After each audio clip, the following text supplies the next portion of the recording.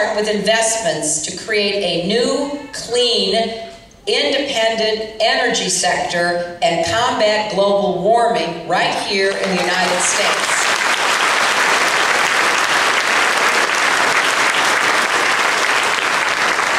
That's why I have proposed a strategic energy fund that eliminates the tax subsidies for the oil companies. They do not need our taxpayer dollars to make a profit.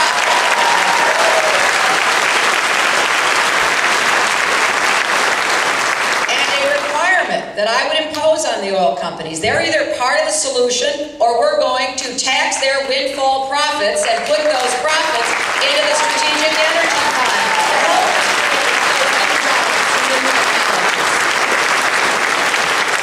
I've also called for a green building fund.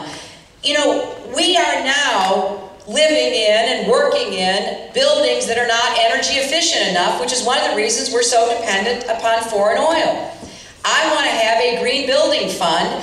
For every $1 billion we invest in new energy to combat global warming, to make our buildings more energy efficient, we create nearly 50,000 new jobs. We are seeing that happen right here in Iowa with the incredible growth in ethanol and biofuels, refineries being built, people being put back to work, Iowa's unemployment rate being driven down. We need to replicate that across the country. I was just in Nevada, and I drove from Las Vegas about an hour outside to a small rural town called Pahrump.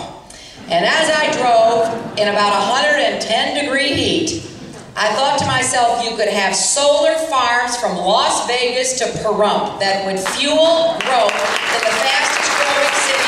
And these are jobs that can't be outsourced.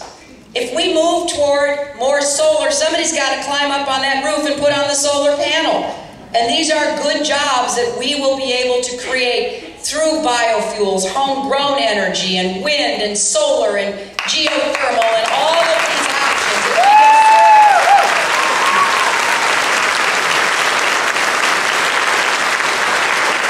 A few months ago, I went out to Silicon Valley, and I talked about an innovation agenda. We're the great innovators, but we're not acting like it anymore. Other countries are taking inventions that we created through our scientists and researchers years ago, and they're producing the products somewhere else. We've got to get back to being innovators. That will give us an edge in the global economy again.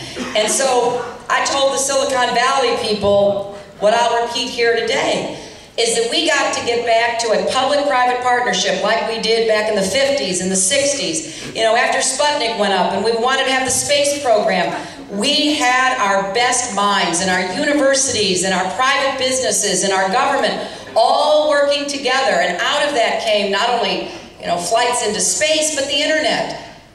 We don't even know what we might invent in terms of new energy because we're not focused on it as a nation.